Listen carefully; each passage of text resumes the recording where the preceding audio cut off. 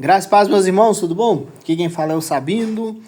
Eu vou dar continuidade à nossa leitura, tá bom? Espero que você esteja gostando. E mais uma vez eu peço, se você puder curtir, comentar e compartilhar, vai me ajudar também e ajudar o Evangelho, tá bom? Vamos lá, nós estamos lendo, vamos voltar aqui ao contexto. Nós estamos agora na Judéia, tá? Não necessariamente na Judéia, mas vai estar acontecendo uma festa na Judéia. Jesus ainda está na Galileia, tá bom? Permaneceu na Galileia e está acontecendo uma festa na Judéia. Só que Jesus não vai a essa festa, e essa festa se chama Festa dos Tabernáculos. Para que você se lembre, era uma festa em que as pessoas elas se reuniam, basicamente, em Jerusalém, em cabanas, tá? Por que isso? Para representar o período que o povo ficou vivendo em tendas, em cabanas, tá? Durante o seu período no deserto. Então, virou-se uma ordenança do Senhor para que eles fizessem isso, tá? Nós vamos ver um pouco mais sobre essa festa durante o decorrer da leitura, tá? Não necessariamente agora, mas tem algumas características particulares que ela sempre vai apontar para o Messias, para o Salvador, para o Libertador, tá bom? Então, lembra daquilo que eu falei, festa da Páscoa aponta, por exemplo, para o Salvador também, a festa dos tabernáculos também, tá? E as outras festas em si, tá bom? Das primícias também, todas elas apontavam, era um tipo, tá? Uma tipologia aí de Cristo, tá bom? Então, vamos lá. No versículo 14, então, começa dizendo assim: quando a festa estava na metade, Jesus subiu ao templo e começou a ensinar. Então, se Jesus subiu ao templo, quer dizer, então, que ele saiu da Galileia e foi para a Judéia. Nós já falamos sobre isso, se você não se lembra, Galileia ficava em torno de 200 quilômetros da Judéia. Então, veja que tem todo um esforço, tá? Não é algo assim de imediato, não é de avião, de carro, como você está acostumado a ver hoje, não. Então, quando a festa estava na metade, Jesus subiu ao templo e começou a ensinar. Como tinha muitas pessoas, então Jesus estava ensinando no templo. Lembra que as pessoas estavam querendo encontrar ele? Aqui, ó, se você ver a discussão aqui acima, havia muitos boatos a respeito dele, tá bom? Uns falavam que ele era enganador, mas aqui, então, ele chega no templo e começa a ensinar. Se ele começa a ensinar é porque tinha pessoas com expectativa de aprender sobre ele, tá? O que ele tinha para ensinar. Isso é bom você parar para perceber aqui, porque não é simplesmente ele chegar e ensinar. Basicamente, ele tinha que ter público para isso, tá? Os judeus ficaram admirados e perguntaram aqui, ó. Perguntaram como foi que este homem adquiriu tanta instrução sem ter estudado. Então aqui você já vê algumas coisas interessantes.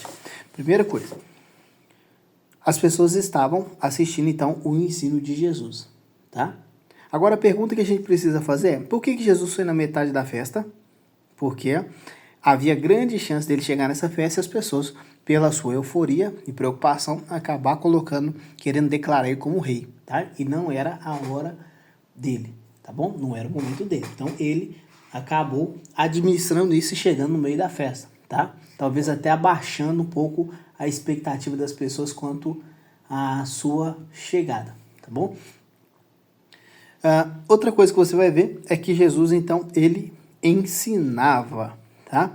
E o que Jesus causava? Admiração. O seu ensino causava admiração. Por quê? Eles perguntaram como que pode um homem ele ensinar, tá? Adquiriu tanta instrução sem ter estudado. Então quer dizer que Jesus ele não passou pela escola dos escribas fariseus, ele não viveu no templo, ele não fez curso, não se assentou aos pés de nenhum mestre, e por isso que causa tamanha admiração.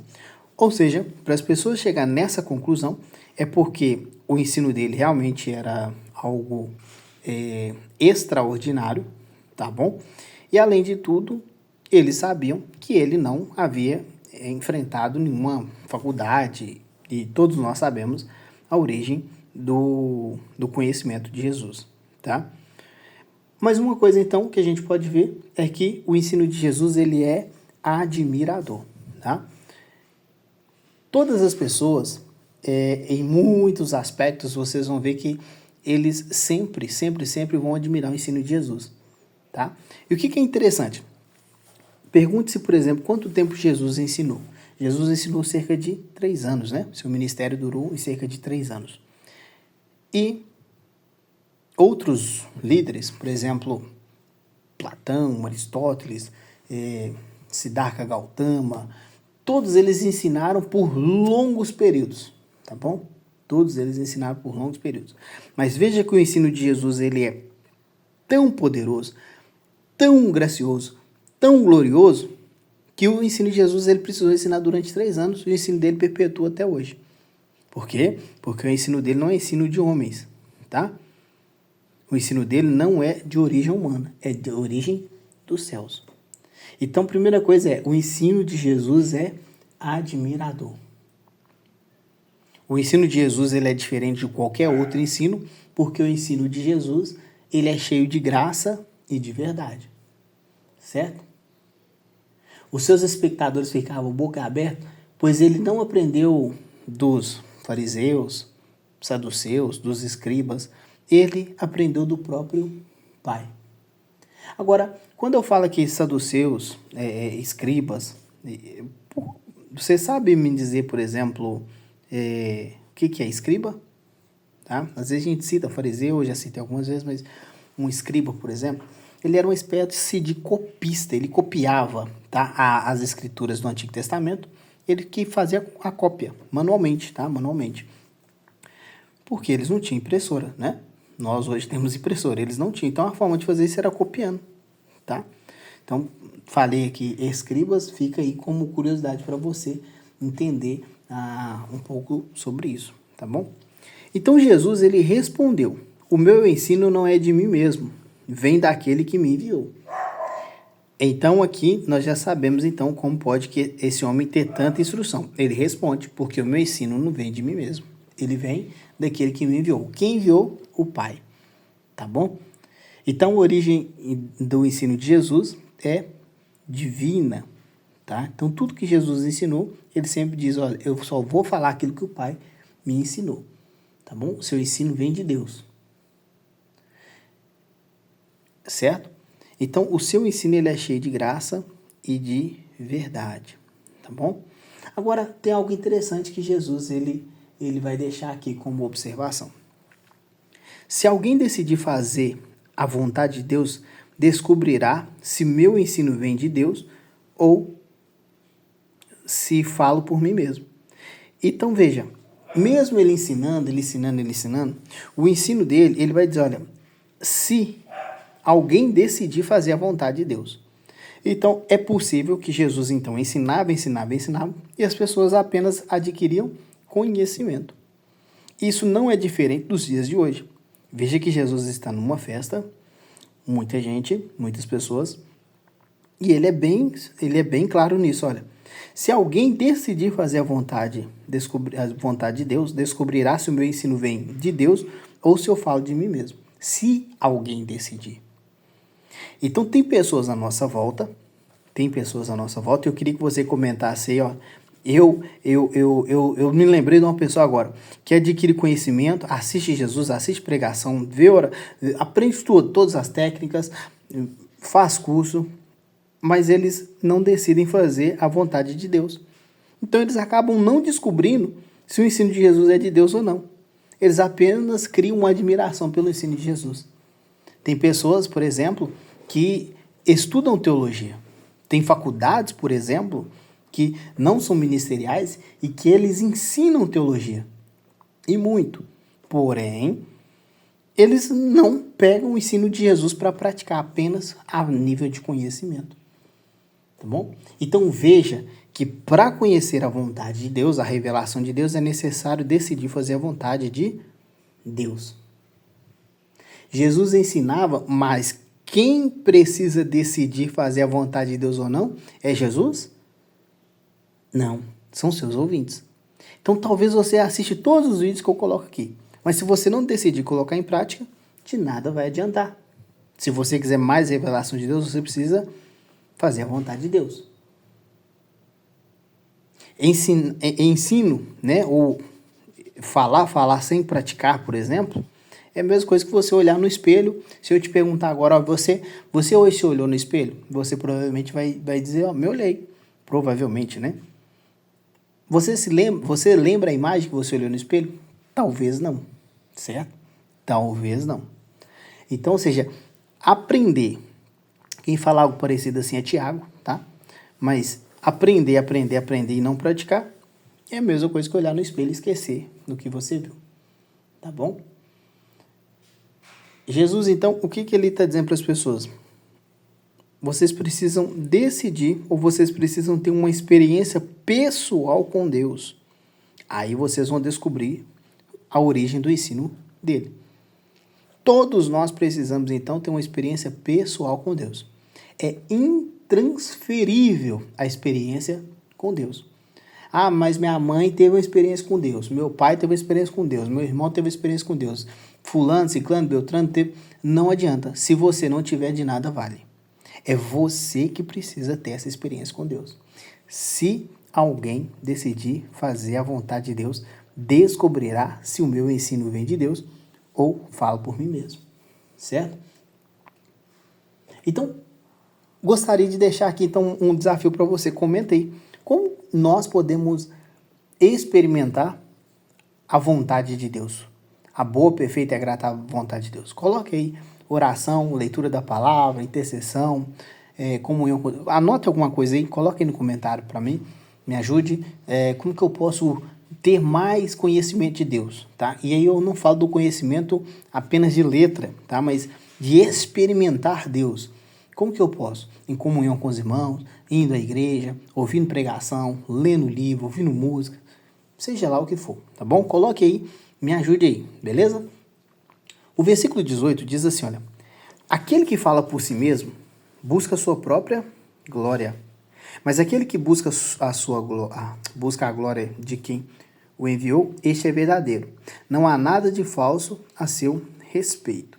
Então Jesus aqui fazendo a defesa a princípio de si mesmo, mesmo ele dizendo que não se defendia, mas ele está dizendo que, olha, ele está falando, olha, aquele que fala por si mesmo busca a sua própria glória, mas aquele que busca a glória de quem enviou, este é verdadeiro. Não há nada de falso a seu respeito. Porque eles estavam questionando o conhecimento de Jesus.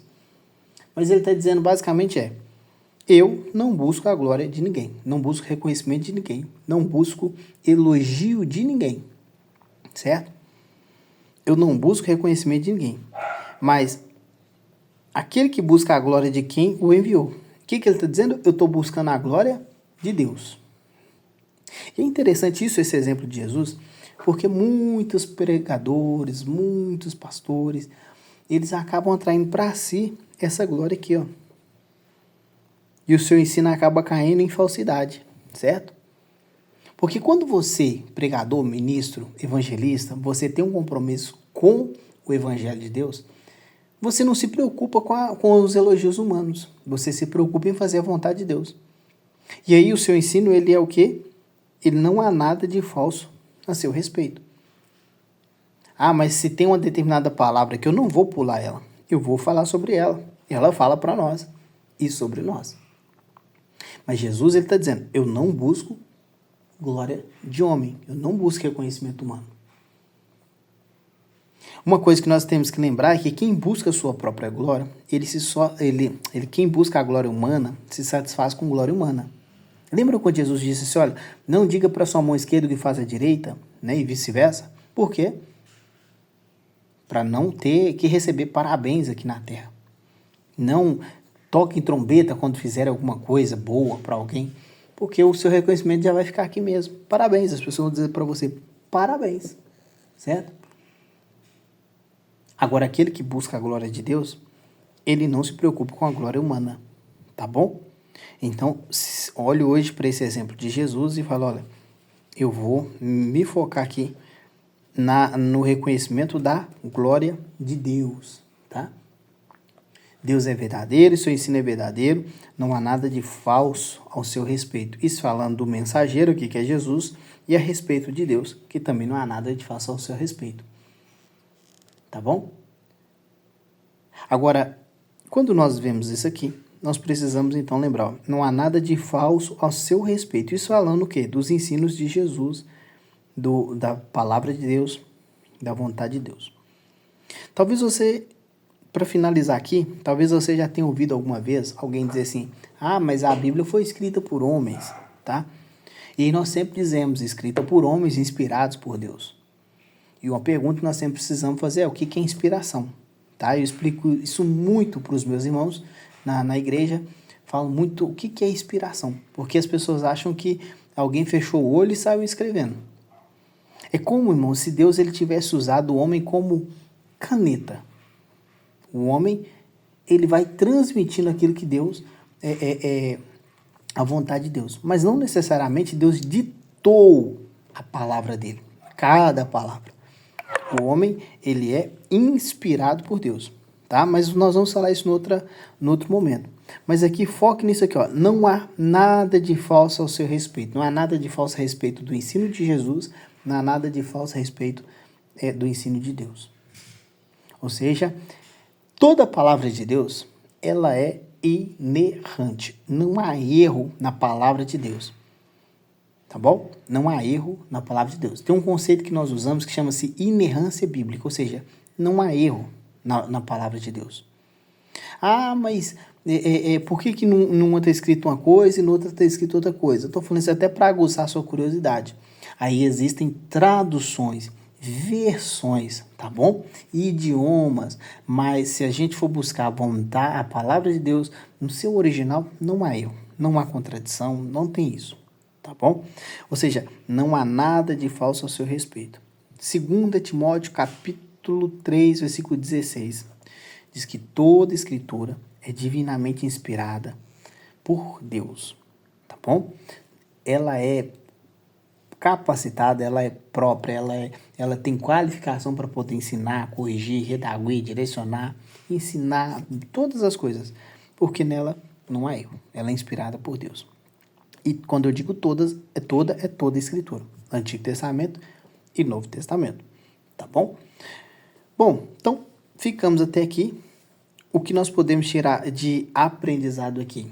Primeira coisa é que o ensino de Jesus, ele é dos céus, tá? Ele é admirador e é um ensino maravilhoso, admirador, é um ensino dos céus, tá bom?